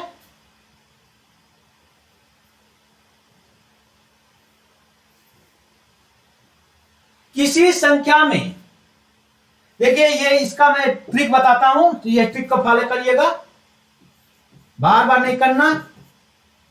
देखिए इस ट्रिक को, किसी संख्या में पहले 40% की वृद्धि और फिर 25% की कमी हुई, फिर से 15% की वृद्धि के बाद 20% की कमी हुई, संख्या में हुई शुद्ध वृद्धि कमी प्रतिशत ज्ञात कीजिए। देखिए फिर कहा वृद्धि या कमी प्रतिशत किसी के रिस्पेक्ट में बताएंगे, जो हम संख्या मानेंगे उसी के रिस्पेक्ट में बोलेंगे। किसी संख्या में पहले इतने परसेंट की वृद्धि, फिर 25% की कमी, फिर से 15% की वृद्धि के बाद 20% की कमी हुई। अब देखिए ऐसा आ जाए कोई भी, आप देखिए जल्दी करने के लिए हम 100 मान लेते हैं, नहीं 100 नहीं मान, परसेंटेज में 100 मान लीजिए तो जल्दी, संख्या मानने से जल्दी हो जाता, नहीं वैसे x मानते हैं, पर संख्या मान लेंगे तो जल्दी हो जाएगा। माना संख्या 100 है, 100 है। अब देखिए इसमें पहले 40% की वृद्धि हुई तो 100 का गुणा, ये मूल संख्या है पहली, फिर देखिए 40% की वृद्धि हुई तो 100 में 40 की तो 140 बटे 100, जो मैं फिर वही फार्मूला बताया, जो बताया था बार बार, इसको फिर भी एक बार नोट कर दे रहा हूं कि यह होता है मूल संख्या, इसको बार बार यही अप्लाई होता है, 100 प्लस वृद्धि निगेटिव कमी के लिए बटे 100, यही है फार्मूला, हर बार लगा दे रहा हूं। तो इसमें डायरेक्ट करिए, इतना प्रैक्टिस आपकी हो जाना चाहिए कि आप देखिए तुरंत बोलिए कि 140 बटे 100 हो गया। देखिए 100 में 40 की होता है 140 बटे 100, वही है संख्या आ गई, और मूल संख्या थी हमारी 100 माने थे तो 100 गुणे 140। अब इसी में जो कमी करता जाए, अलग से नहीं करना, फिर गुणा करिए, फिर क्या कहा, फिर 25% की कमी, तो क्या हो जाएगा 100 माइनस 25% की कमी बाई 100, कमी के लिए निगेटिव वैसे पॉजिटिव, फिर 15% की वृद्धि तो 100 प्लस 15, फिर और क्या कहा, वृद्धि के बाद 20% की कमी, फिर 100 माइनस 20 बाई 100, फिर क्या कह रहा है, और कुछ कह रहा है कि संख्या वृद्धि कमी हुई, संख्या में शुद्ध वृद्धि या कमी, किस संख्या में, संख्या तो हम 100 माने हैं, या तो इसको x मान लीजिए तो आपको और आसान हो जाएगा। चलिए मैं x मान लेता हूं, क्योंकि समझ में ज्यादा है, संख्या हमारी x है तो यहां का x का गुणा कर देते हैं, 100 में भी सही निकलेगा और x भी निकलेगा। अब इसको आपको सॉल्व कर लेना है, बस और कुछ करना नहीं है, करिए। 0 कटा, 2 सत्ते 14, 2 पंचे 10, ये 75 आ जाएगा, 100 मान 25 तो 25 या 75, 25 चौको 100, जल्दी करिए, 115 आ जाएगा ये, तो 115 डिवाइडेड बाई 100, 5 दूनी 10, 5 पचा 25, 5 दूनी 10, 5 ते 15 हो जाएगा 23। अब देखिए गुणा करते जाइए, या तो आप नोट कर लीजिए, ये सब आ गया, यहां पे 80 बचेगा, 80 बटे 100, 20 चौक 80, 20 पंचे 100। अब देखिए, अब इनको सबको आप गुणा कर दीजिए, यहां कर दीजिए, आप नोट कर लिए हो तो मैं यहां कर दे रहा हूं गुणा। यहां पे x गुणे क्या आ गया, 7 बटे 5 गुणे इस संख्या का आ गया 3 बटे 4, गुणा भाग आप कर लीजिएगा आसानी से, मैं तब भी मैं कर दे रहा हूं, गुणे 23 बटे 20, इसमें आ गया 4 बटे 5। अब देखिए इसी को आपको सॉल्व कर लेना है, ये संख्या आपकी आ गई, कर लीजिए गुणा भाग जो भी आ रहा हो,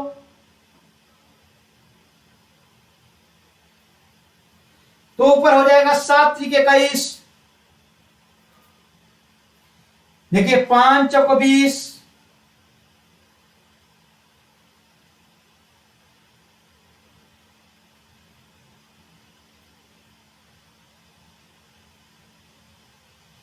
हाँ करिए, यक्स गुणे 21 गुणे 23 आ जाएगा,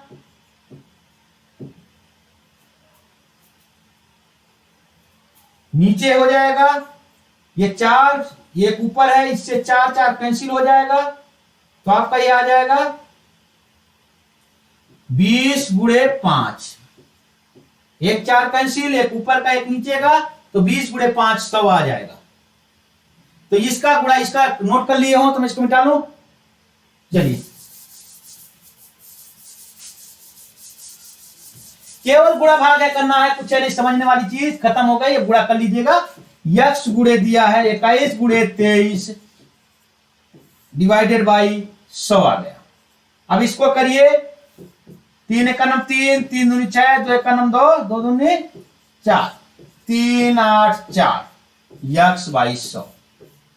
अब देखिए, पहले हमारी वैल्यू थी यक्स, अब ये हो गई इतनी, तो क्या हो गया, पहले यक्स थी तो ये क्या हो गई, वृद्धि हो गई, क्योंकि थी यक्स तो हम इसको कितने की वृद्धि दिखाएंगे, तो ऊपर वाली संख्या में घटा दीजिए, 483 यक्स माइनस यक्स बाई 100, तो 100 ये हो गया एलसीएम, तो 100 इधर मल्टीप्लाई हो जाएगा, तो हमारा बच जाएगा 383 यक्स बाई 100। ये हमारी इतने की हो गई वृद्धि। अब वृद्धि आई किसमें,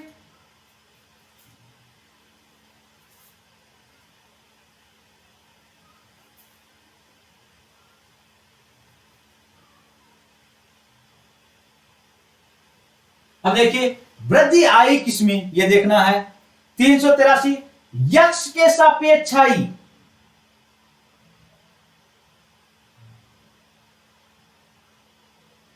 चलिए इसको नोट करिए।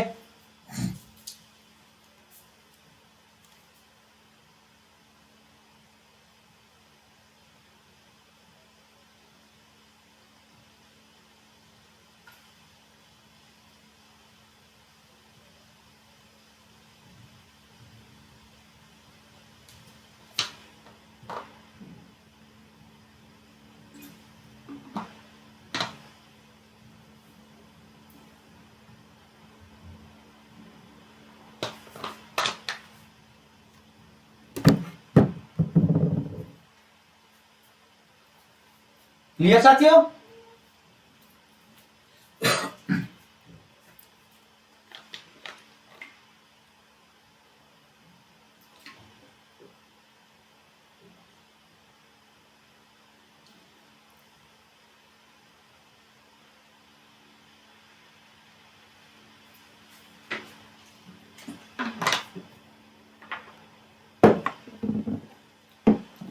चलिए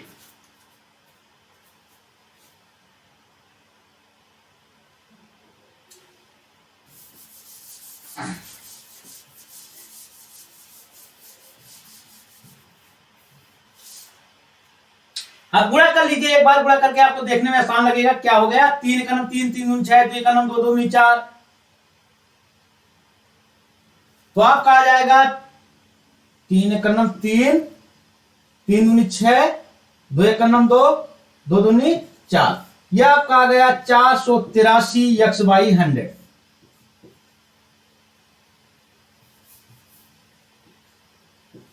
डिवाइडेड बाई 5, तो हो जाएगा 45, 5 छक्का 30, 5 छक्का 30, ये आ गया, और साथ में यक्स है।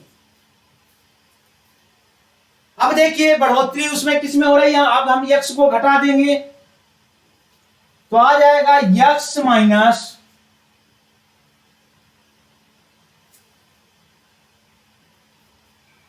अब ये साथ में था 100, तो ये हो जाएगा 0.9660 यक्स आएगा। अब इसको आप सब्ट्रैक्ट करिए, यदि 100 माने होते तो 996.60 हो जाता। चलिए, तो हो जाएगा 0 4, यहां 9 में 3, ये 0.34 आ गया आपका, और साथ में यक्स। अब किसमें ये वृद्धि या ग्रोथ, वृद्धि या कमी बताया, तो 0.34 यक्स है डिवाइडेड बाई यक्स, क्योंकि मैं फिर कहा किसके रिस्पेक्ट में, जो संख्या दी गई है गुणे 100, 5 31 1 पॉइंट, कोई थोड़ा सा कन्फ्यूज कहीं पॉइंट छूटा गया तो 2 3 मैंने क्या थी,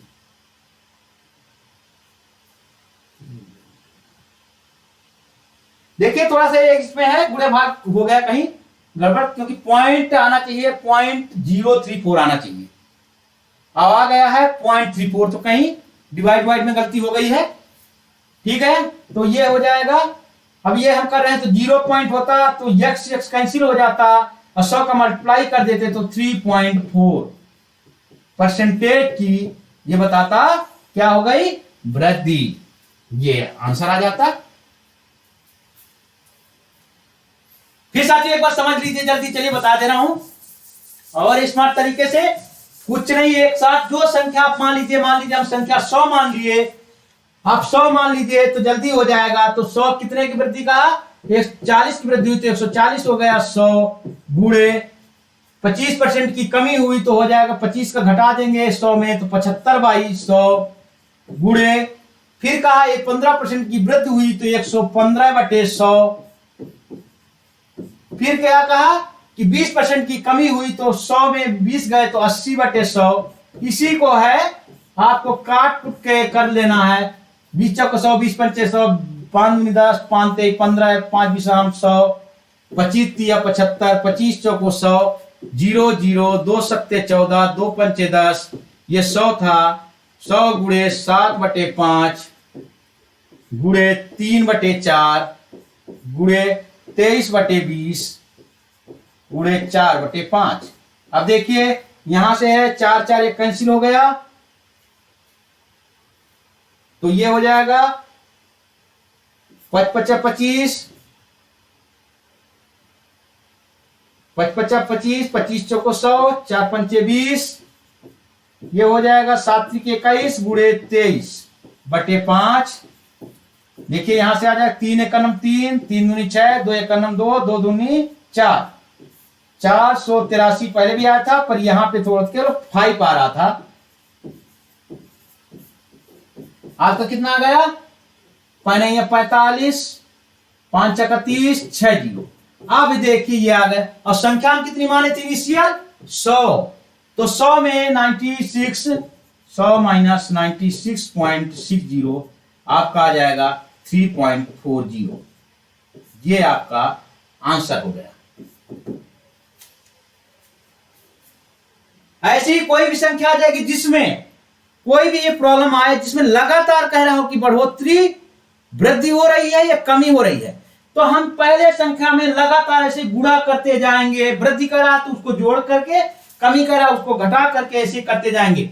जैसे 40 की वृद्धि का है तो 140/100, 25 की कमी कह दिया तो 100 में 25 चले गए तो 75 बचा 75/100, 15 की वृद्धि कहा तो 115/100, 20 की कमी कहा तो 20 घटा दिए 100 में तो 80/100, कर करके ये पूरा आ जाए। जो लास्ट संख्या आ जाएगी जो इनिशियल संख्या माने हैं उसमें घटा देंगे, तो 100 माने थे तो 100 माइनस 96.60 तो 3.40%।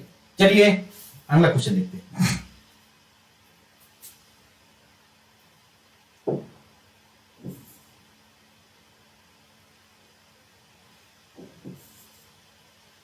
किसी संख्या में पहले 40% वृद्धि फिर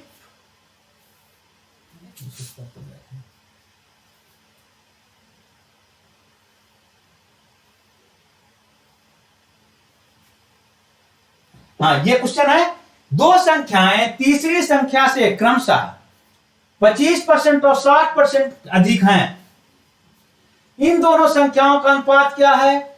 दो संख्याएं तीसरी संख्या से कम, मान लीजिए अब संख्याएं हैं x y z, तो क्या कहा तीसरी संख्या हमारी x है तो z है, पहली संख्या क्या कह रहा है किससे 25% अधिक है, तो क्या हो जाएगा 125/100 z, ये हो गए 25 चौको 100, 25 पंचे 5z, 25 चौको 100 एक, ये आ गई। अब y को कह रहा है कि 60% अधिक है तो 160 हो जाएगा बटे 100, किससे अधिक है तीसरी संख्या z से, तो हो जाएगा 0 0 2 अट्टे 16, 2 पंचे 10, तो ये हो जाएगा 8z/5। और z तो z है। देखिए 25% कहा तो यक्स, पहली संख्या यक्स 25% अधिक है तो यक्स इक्वल टू 125/100 z। काट दीजिए, 25 चौको 100, 25 पंचे 125 होता है, 5z, 25 चौको 100, 5 4 ये। फिर कह रहा कि 60% की वृद्धि, तो 160 डिवाइडेड बाई 100, तो 5 से कट जाएगा। देखिए पहले 0 0 काट दीजिए, 2 8 16, 2 से कटेगा 2 पंचे 10, तो 8/5, 8/5 है। तो कह रहा है कि इन दोनों संख्याओं का अनुपात, यही अनुपात है। अब देखिए 5z/4, आप अनुपात जानते हैं, जब अनुपात निकालते हैं उनका एलसीएम समान होना चाहिए। हमेशा अनुपात निकालते समय उनका लघुत्तम समापवर्त समान होना चाहिए, तो नीचे की संख्या समान होना चाहिए। तो 20 आया इनका, तो 4 पंचे 20, 5 5 25 z अनुपाते 5 चौको 20, 4/32 z। अब दोनों का समान है तो अनुपात आ जाएगा 25, z z कैंसिल हो जाएगा, 25/32। देखिए कितना सिंपल था क्वेश्चन। ये यूपी एसएससी सीजीएल का सवाल है, ये 2020 में आया था ये। चलिए, यदि आप क्वेश्चन समझ गए, चुटकी में सवाल आएगा, चाहे जैसा सवाल हो सकती हो। यदि क्वेश्चन, इसीलिए अभी क्वेश्चन कभी लगाइए तो एक क्वेश्चन समझने की कोशिश करिए, उस क्वेश्चन से बहुत से क्वेश्चन सॉल्व, कभी ट्रिक के चक्कर में पड़िए, पहले समझ में आए कि कैसे फ्लो बह रहा। मैथ एक ऐसी चीज है, यदि एक फार्मूला आता है और उसका यूज जान गए तो 50 प्रॉब्लम सॉल्व हो जाएंगे। पर सोचिए कि हम ये टीचर का ट्रिक सीख लें, उस टीचर का ट्रिक सीख लें, तो भला कभी नहीं होगा। ट्रिक कुछ चीजों का सीखिए जिससे हर में वो ऐसी ट्रिक सीखिए जो एक ट्रिक सब में अप्लाई हो, वो ट्रिक सीखिए। पर एक क्वेश्चन के लिए एक ट्रिक नहीं सीखना चाहिए। जैसे मैं एक ट्रिक बताता हूं, चलिए हो गया। चलिए अब देखिए, किसी भी दो बिंदु, ये सब जगह अप्लाई होता है, तो इस ट्रिक का यूज करिए। किसी भी टू डायमेंशन का मतलब बताता हूं, हिंदी में बोलते बिमी। टू डायमेंशन के लिए जिसमें एक में वृद्धि होती है और दूसरे में कमी होती है, या दोनों में वृद्धि होती है या दोनों में कमी होती है।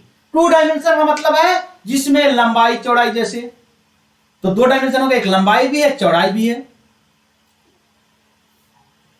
देखिए, तो इसका फार्मूला होता है x + y। यदि कमी पूछे, इस फार्मूले का टू डायमेंशन में हमेशा यूज करिए। मैं अभी एग्जांपल बताता हूं, ये बताएगा। अब देखिए एक चीज और, यदि वृद्धि कहे तो हमेशा पॉजिटिव लेना, मतलब धन चिन्ह लेना है। यदि कमी कहे तो ऋण चिन्ह लेना है, ये चीज है। अब देखिए मैं करता हूं क्वेश्चन। ये कह दिए कि किसी कोई आयत है जिसको रेक्टेंगल बोलते हैं, उसकी लंबाई में 10% की बढ़ोतरी हो जाती है और चौड़ाई में 12% की कमी हो जाती है। ये क्या कहा है? वृद्धि।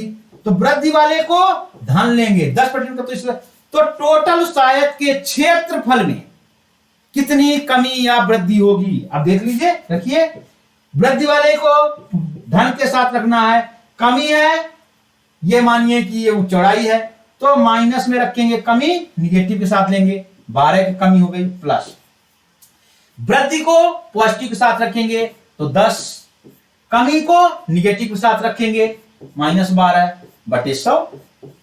अब देखिए इसको सॉल्व कर लीजिए, यहां -2 बचा, ये भी माइनस माइनस हो जाएगा, 1 0 कैंसिल, 10 बचा, 2 छक्का 12, 2 पंचे 10, ये भी माइनस का 6 हो जाएगा, -6/5। तो ये हो जाएगा 5 का नंबर 5, 5 10, तो ये हो जाएगा -2 -1.2। तो कितने कमी हो गई? -3.2। ये माइनस का चिन्ह बताता है कि क्षेत्रफल में कमी हो गई। कमी कहेगा कितने की? 3.2 की। ये है सर, इसको जहां भी टू डायमेंशन आ जाए, टू बिंदु आ जाए, कोई भी प्रतिबिंब, जैसे लंबाई चौड़ाई दिया हो, ऐसे कहीं लाभ हो रहा हो, दो चीजें होना चाहिए। जैसे वृत्त है, r², उस दो बिंदु है, क्योंकि r दिया है, r², वहां भी अप्लाई होगा, वॉल्यूम वाले में अप्लाई नहीं होगा। क्षेत्रफल वाला, किसी का भी क्षेत्रफल दिया हो, सब जगह इसको अप्लाई करेंगे। वस्तुओं के में करेंगे अप्लाई इसको। एक वस्तु में लाभ हो रहा है, दो वस्तु में वृद्धि हो, दूसरे वस्तु में हानि हो रहा है तो भी इसको अप्लाई करेंगे। ये है ट्रिक, इसको शानदार तरीके से अप्लाई करिए। जैसे ये एक है, 100 जगह अप्लाई होती है। अब जैसे और इस चीज को यूज करेंगे, यदि समान संख्या की लंबाई वृद्धि होती हो तब, जैसे कहे कि 10% की वृद्धि लंबाई में तथा 10% की कमी चौड़ाई में होती है, तो कहे कितने प्रतिशत उसके क्षेत्रफल में आयत के कितने प्रतिशत की वृद्धि या कमी होगी। यदि समान होता है तो हमेशा पहला याद रखिएगा क्षेत्रफल में कमी ही होगी। तो लिखिए कमी, ये फार्मूला लिख दिए, कमी बराबर x²/100। बस ये फार्मूला लिख देना, x²/100। अब x का कितना है, 10% दिया है, दोनों समान है इसीलिए फार्मूला लगा। तो 10% की वृद्धि कमी, तो ये कमी इक्वल टू x की वैल्यू रख दीजिए, 10²/100, 10 × 10/100, 0 0 कैंसिल, बरकत कितने की कमी हो गई, 1% की। ये हुई ट्रिक, जिसको हर जगह अप्लाई कर सके वो होती है ट्रिक। एक क्वेश्चन के लिए एक ट्रिक नहीं अप्लाई करना चाहिए। चलिए ये साथियों, चलिए इसको नोट कर लीजिए, चाहे स्क्रीनशॉट ले लीजिए। दो वस्तुओं के लिए कहीं भी, फिर बता दे रहा हूं, कहीं भी क्वेश्चन दिया हो, दो वस्तुओं में एक लाभ हानि हो रही हो या क्षेत्रफल में एक में वृद्धि एक में कमी हो, चाहे दोनों में कमी हो या दोनों में वृद्धि हो, तो ये फार्मूला हर जगह अप्लाई करेंगे। बस इतना याद रखना, वृद्धि के लिए धन का चिन्ह लेते हैं, पॉजिटिव का साइन लेते हैं, और कमी के लिए निगेटिव का साइन लेते हैं। चलिए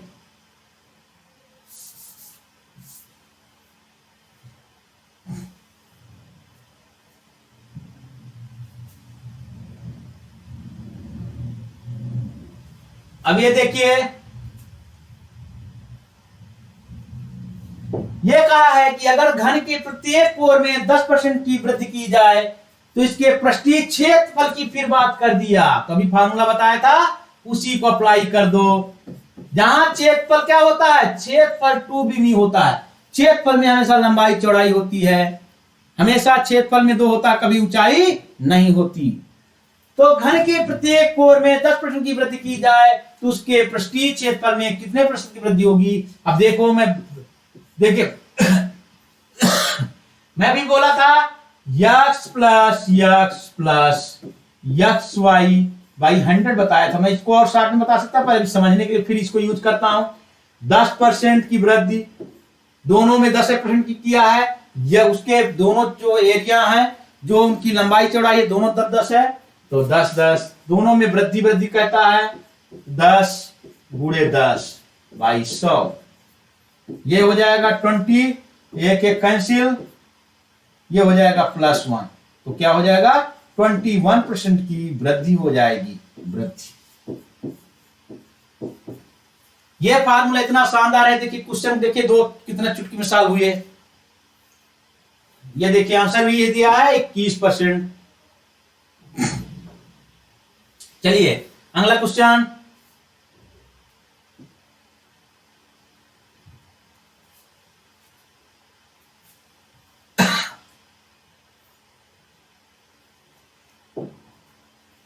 एक विद्यार्थी किसी संख्या में 4/3 की जगह पर 3/4 से गुणा कर देता है तो प्रतिशत त्रुटि ज्ञात कीजिए।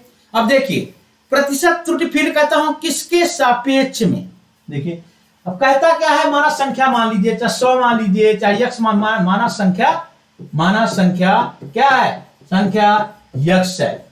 तो कह रहा था कि हमको गुणा कितना करना चाहिए था, 4/3 का। ये वास्तविक हमारा आंसर ये होना चाहिए था, गुणा किसका कर देता है, 3/4 का गुणा कर देता है। तो प्रतिशत त्रुटि, तो इसकी जगह ये कर गया, तो प्रतिशत त्रुटि इसको इसमें घटा देंगे। क्या अंतर आ गया, पहले त्रुटि निकालो, प्रतिशत त्रुटि बाद में। पहले त्रुटि क्या हो गई, 4x/3 - 3x/4। गुणा इसका करना चाहिए था, पर गुणा कर गया, उल्टा करके 3/4 का कर गया, तो उसमें त्रुटि उत्पन्न हो गई। तो जिसका एलसीएम लीजिए 12 हो जाएगा, 3 चौको 12, 4 चौको 16x - 4 3 12, 3 3 9x। यह आंसर आ गया हमारा 7x/12। त्रुटि इतनी हो गई 7x/12। पर किसके रिस्पेक्ट में त्रुटि हुई? इसके रिस्पेक्ट में। हमारी वास्तविक आंसर तो इसको आना चाहिए था, 4x/3 वास्तविक आंसर ये था, तो इसी के रिस्पेक्ट में हुई, तो प्रतिशत त्रुटि, प्रतिशत त्रुटि, ये त्रुटि थी केवल। अब हम प्रतिशत त्रुटि करेंगे तो जिसके रिस्पेक्ट में निकालते हैं उसी के का भाग देते हैं, तो इसके रिस्पेक्ट में कर रहे हैं तो 7x/12। अब देखिए भाग देंगे इसका 4x/3 का गुणे 100।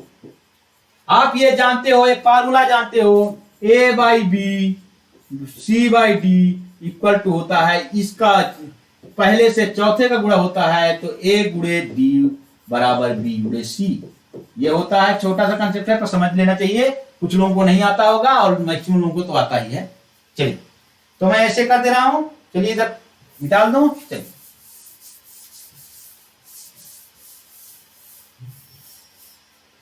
तो आपका आंसर आ जाएगा 7x गुणे 3 ऊपर चला जाएगा, 12 गुणे 4, 7x/12 गुणे 100 मिट गया। तो ये हो जाएगा 3 चौको 12, यक्स यक्स कैंसिल, तो हमारा आ जाएगा 700। अब इसको आप गुणा भाग आप खुद कर लीजिए, 4 चौको 16, 700/16, तो 16×5 80, 16 चौको 64, 6 बचा, 16 चौको 64, 6 बटा 16 48, 16 48, 63 पॉइंट कुछ हो जाएगा। देखिए 16 चौको 64 4 था, 43 पॉइंट कुछ होगा, 16 चौको 64, 6 बचा, 16 48, फिर 12, तो 43 पॉइंट कुछ आंसर आपका आ जाएगा। ये चाहे से लिखिए 12 बचा, तो अब ये लिखते थे 12 सही बटे 16, 12 बच गया था, फिर 4 3 12, 4 चौको 16। अब आपका आंसर आता 43 पॉइंट, इसमें भाग दी 4 4 7 28, 4 5 20, ये आ जाएगा, डायरेक्ट आ जाएगा। 2 पॉइंट तक आ जाए तब भी आप आंसर लगा सकते थे। क्लियर साथियों? चलिए साथियों, आज का यहीं का लेक्चर समाप्त करते हैं। साथियों यदि मेरा लेक्चर पसंद आया हो तो प्लीज लाइक सब्सक्राइब और शेयर करिए। साथियों इसके अगले लेक्चर में हम इसके मैक्सिमम हर टाइप के प्रॉब्लम सॉल्व करेंगे। साथियों तो इसके इस वीडियो के बाद उस वीडियो को भी अच्छे से आप देखिएगा जरूर।